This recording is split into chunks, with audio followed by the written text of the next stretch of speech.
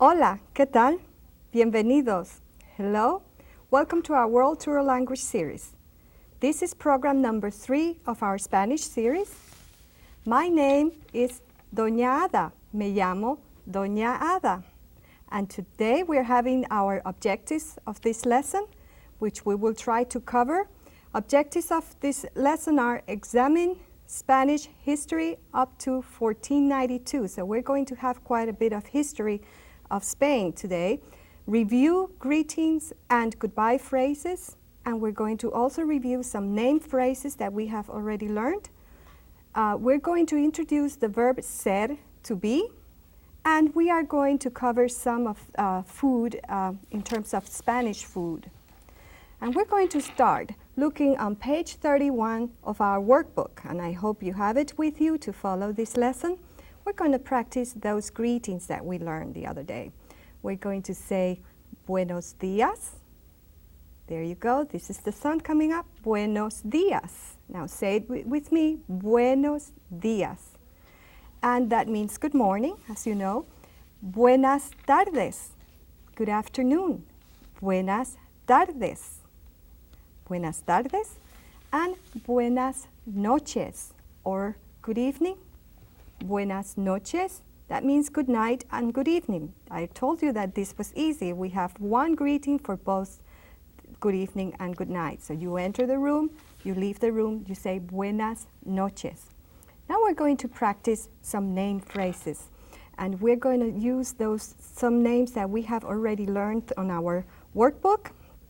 And we're going to say, ¿Cómo se llama ella? And we're going to use a little girl's name, Catherine.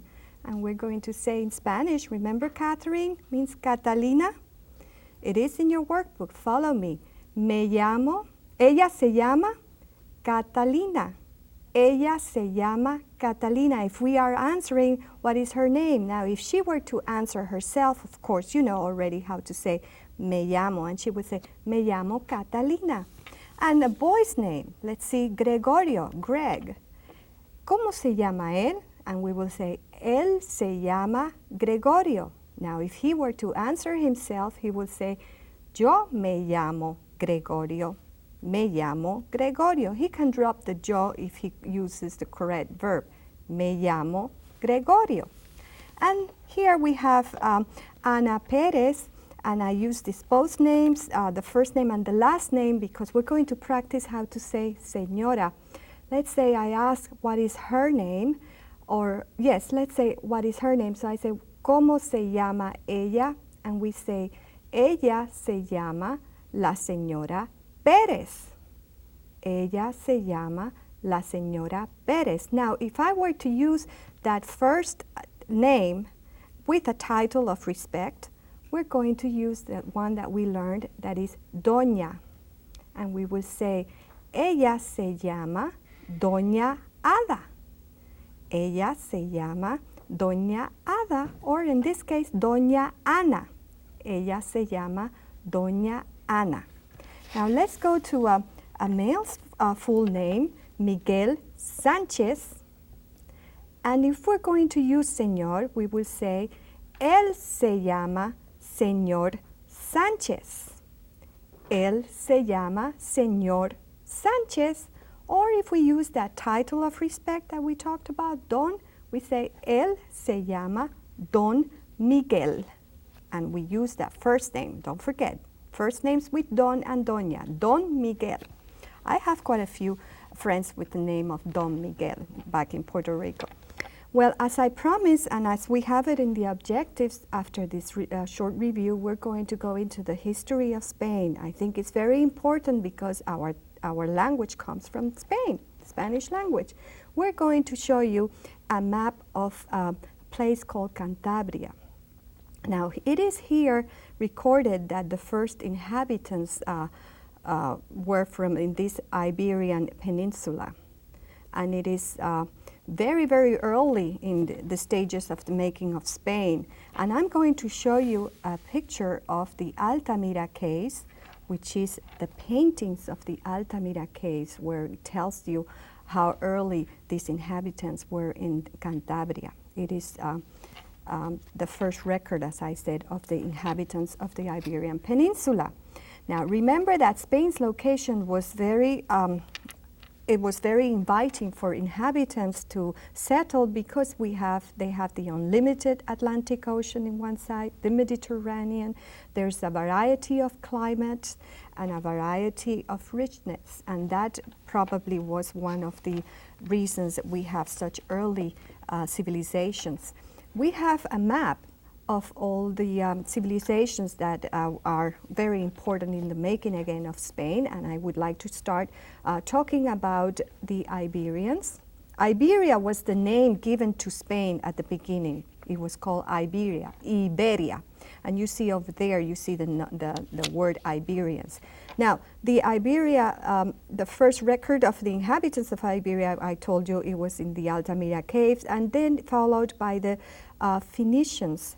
The Phoenicians were the ones that, if you were looking at the other maps that you find of Spain in your book, you'll see the cities of Cadiz and Malaga, and that's where they settled. Then they came the Celts on the front, on the northern part. These people were followed by the Greeks, as you see, and I like to go down to the African part. It's in the southern part of Spain where the Moors are, that you see here. The city of Carthage in Africa conquered Spain. So we have the Carthaginians and the Moors as well.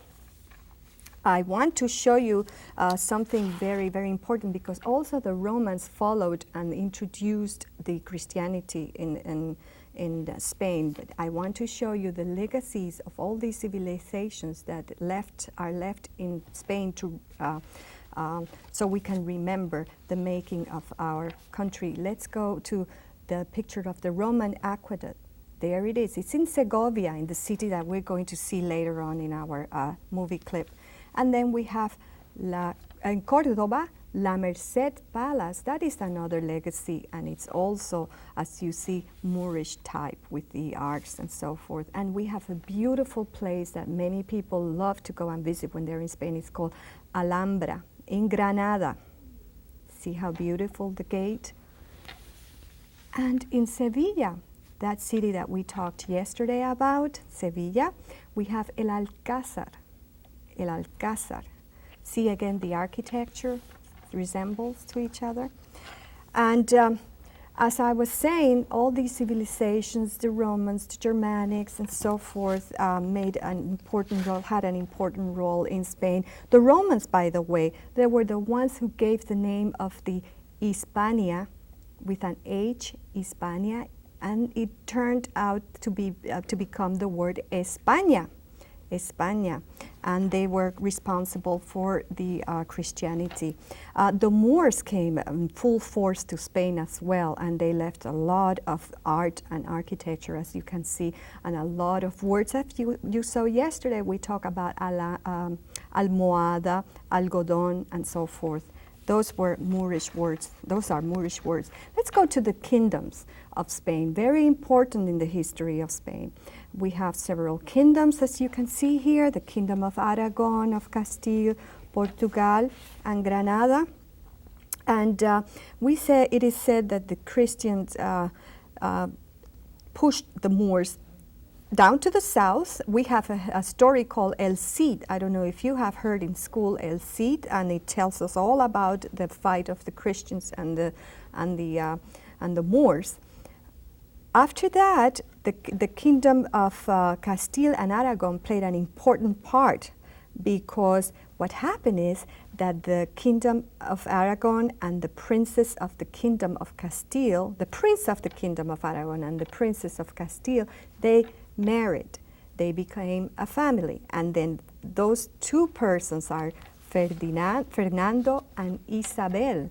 And Fernando and Isabel joined the kingdoms, and it became a very powerful, big kingdom of Spain that we know so much about. Why do we know so much about Isabel and Fernando? Let's see the name Isabel and Fernando. That's the queen and that's the king.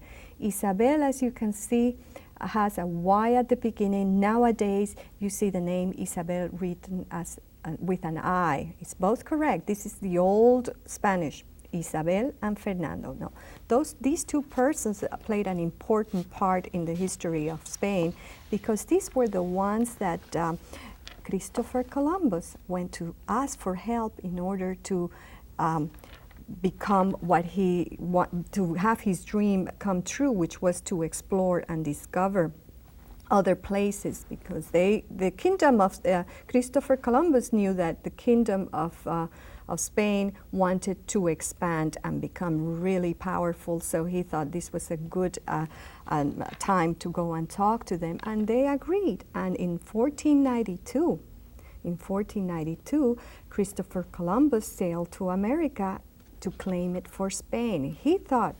Christopher Columbus thought that he was going to the Indies, to the Indians, and it happened that he ended up in San Salvador, the islands that he called San Salvador. But I want to show you how you spell Cristóbal Colón. That is Christopher Columbus. Cristóbal Colón. As I told you, he sold the idea to expand the empire, and I'm going to show you a map of the more or less the way he left Spain. As you can see, Europe near Africa there. He left Spain from the Islas Canarias into the Atlantic Ocean. He crossed the Atlantic Ocean. Now, bear in mind that Islas Canarias is northwest of Africa. So he just went straight, and he thought he was going to India, and he ended up in the Bahamas. And I don't know if you can appreciate in your screen, there's like a dark circle. That's the area of the Bahamas, not exactly the Bahamas, but the area around the Bahamas. He called it San Salvador. Remember, we use a lot of Christian names to call people and to call places, and this was one, San Salvador. And he made 4 different trips, and among those trips he also discovered other areas such as my country, Puerto Rico, and we will talk about it much later. Now that we have had a little bit of history, I hope you have followed it. There is some ideas and facts in your workbook that you can study, and questions to answer about all this. If you have any questions, write to me about this, and I will expand the history if you are interested. We're going to the language, and we're going to study the verb ser, to be. And you can also follow this in your workbook. And we're going to start with yo soy. I am. I am. Yo soy. Remember that I could say yo soy, or I could say yo soy. Now, if you drop yo and you say soy, it's perfectly understood. Soy, if you use it correctly as the first person in the verb, it means I, you're using I. So yo soy or soy. And those are called conjugations. We're going to another part of the verb in the conjugation. The second person is called tú eres. Tú eres. You are. So yo soy, tú eres. And here comes one that we have talked about. Usted es. Now, usted is the formal way of saying you. Remember, we have to use one informal and one formal. Usted es. And then we go to he, she, or it is, and we say él to he. She is ella, or it is for both, and then es. Él, ella, es. Now, in English, we have it, it. In Spanish, we don't have it. We use mainly masculine or feminine depending on the object we are referring to. So, él, ella, es. And then we have we are. Of course, it's nosotros. What a long word. Nosotros somos. We went, remember the beginning of these lessons, we talked about pronouns. So, nosotros is a pronoun. Somos is the verb. Nosotros somos. And then we go to ustedes son. You are, and this is the plural of you. When you have a group of yous, you say ustedes son. Ustedes son buenos. You are very good, or you are good. And then they are. Ellos or ellas, depending if you're talking about masculine or feminine, son. Ellos, ellas, son. Ellos, ellas, son. They are. Now we're going to practice a little bit this verb. Pay attention very closely. Look, if I say ser de, what do you think that means? I am, or to be from, rather, it's to be from, because you're using here the infinitive ser, to be from. Now, if I want to say, answer the question, where are you from? ¿De dónde eres? ¿De dónde eres? And you would like to learn how to answer that. ¿De dónde eres? You say, soy de. Soy de. And you just mention, I come from Puerto Rico, for example. I say, soy de Puerto Rico. Soy de Puerto Rico. Or if I come from Virginia, and I'm sure many of you come from Virginia, you say, soy de Virginia. Virginia. And then I say, soy de Nueva York. Soy de Nueva York. And soy de los Estados Unidos. How about that? Long word for United States. Soy de los Estados Unidos. Now you know how to say, me llamo, and then where you come from. So now you have half of a little conversation right there. Soy de los Estados Unidos. And practice that with your friends, with your teachers. Let's see something that I know some of you are going to say, oh, Doña Ada, now we go to really good stuff. So let's talk about rules of the verb ser. And we say, you use ser, number one, to identify objects or people, like we just learned. Es un libro. Es mi maestra. This is a book. It is a book. She's my teacher. To express origin, like we learned just now. Soy de San Francisco. I come from San Francisco. I am from San Francisco. She is from Mexico. Ella es de México. De México. And another rule that we use said is to tell time. Like it is 1 o'clock, you say es la una. We don't have translation for o'clock. We say es la una. And then it is 8 o'clock, son las ocho. See, I use now son instead of es because son is many ones, more than one. So it becomes plural, so son las ocho. And the fourth rule is with adjectives that describe people's ongoing characteristic. Let's see an example to understand it better. Daniel es perezoso o perezoso. Daniel is lazy. Daniel is this description of Daniel, poor Daniel, no? María es trabajadora. But of course, María is a hard-working person. So María es trabajadora. So we are describing as adjectives a person. Now that we have come through this, please look through your workbook and follow. It's a lot of information and it needs to be practiced. All languages, we do practice them. I'm going to talk about food. And I'm going to talk about the meals in Spain, especially in Spain. Spanish people enjoy life very much, and they always find ways and means to do so. And one of them is by presenting themselves at meals. And they eat probably about 6 times a day in small portions. We're going to go through them one by one. Let's say the first meal, of course, is the breakfast. And we say el desayuno.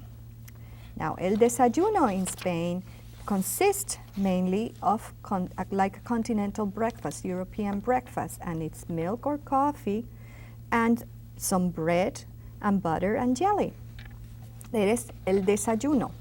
And then they go into a mid-morning snack. They call it la merienda. And we have that also in Puerto Rico, mid-morning merienda. Merienda. And for that, they have either a pastry or a light sandwich, and of course, a beverage. In this case, I put a cup of coffee. It could be a tea, could be a drink. And after merienda, sometime later, they have lunch, which is el almuerzo. Almuerzo. Now in Spain, don't forget the accent. Sometimes they would say almuerzo because it's Castilian. I say almuerzo. And for almuerzo, they can have a very sort of a main meal. They can have a fish, they can have a piece of meat. In this case, there's chicken, a fruit, and a beverage, and I also added the coffee. But it is said that lunch could be the main meal of the Spanish people. Why? Because they have merienda again. They have tea time. And merienda, la merienda. See that I want to call your attention into feminine. See the A at the end of merienda and the A of the article la. We will learn that very soon.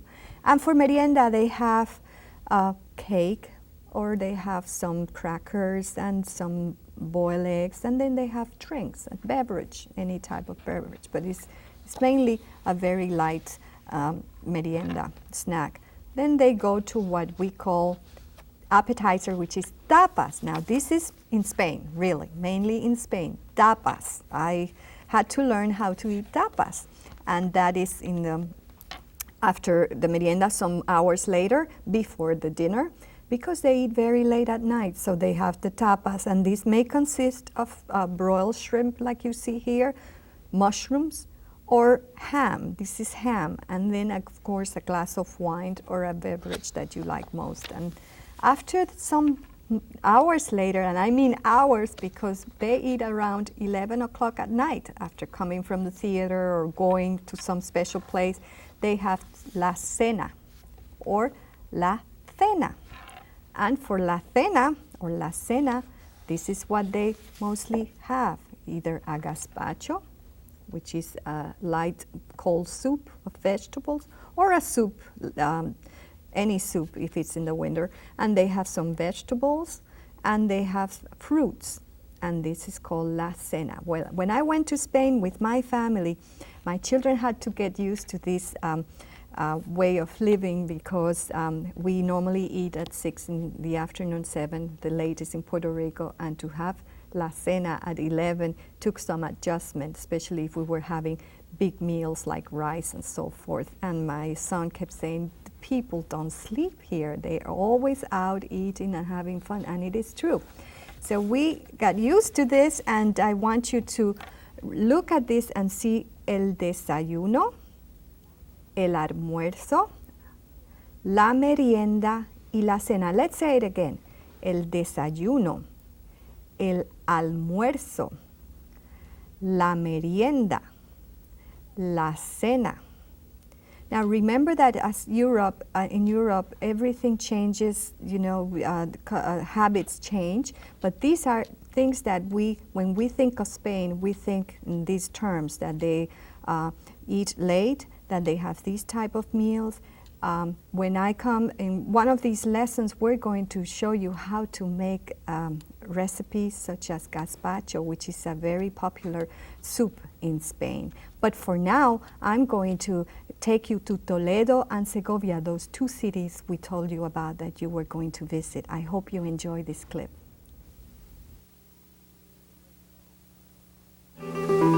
Toledo, where El Greco lived and painted, is less than an hour by car from Madrid. One of the oldest cities in Spain, it stands bold and dusky upon weathered hills of granite.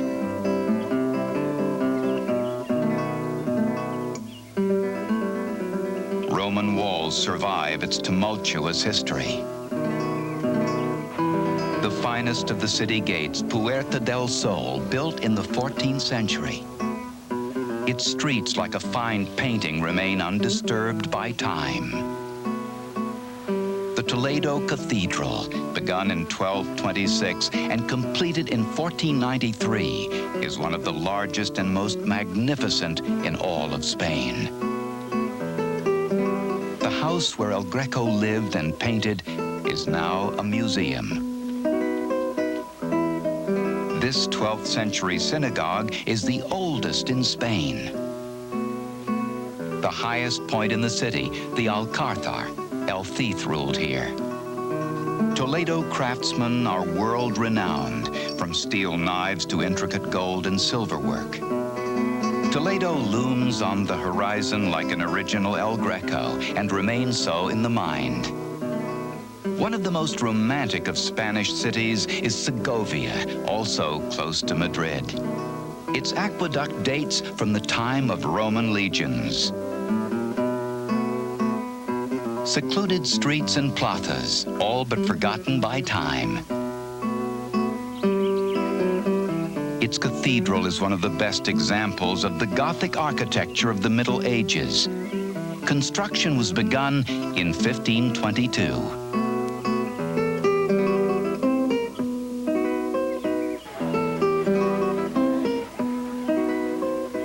The Alcázar, dominating the horizon, is yet another example of Spain's medieval influence. To romantics, it remains a castle of dreams, where surely a lovely princess with golden hair waits to be rescued.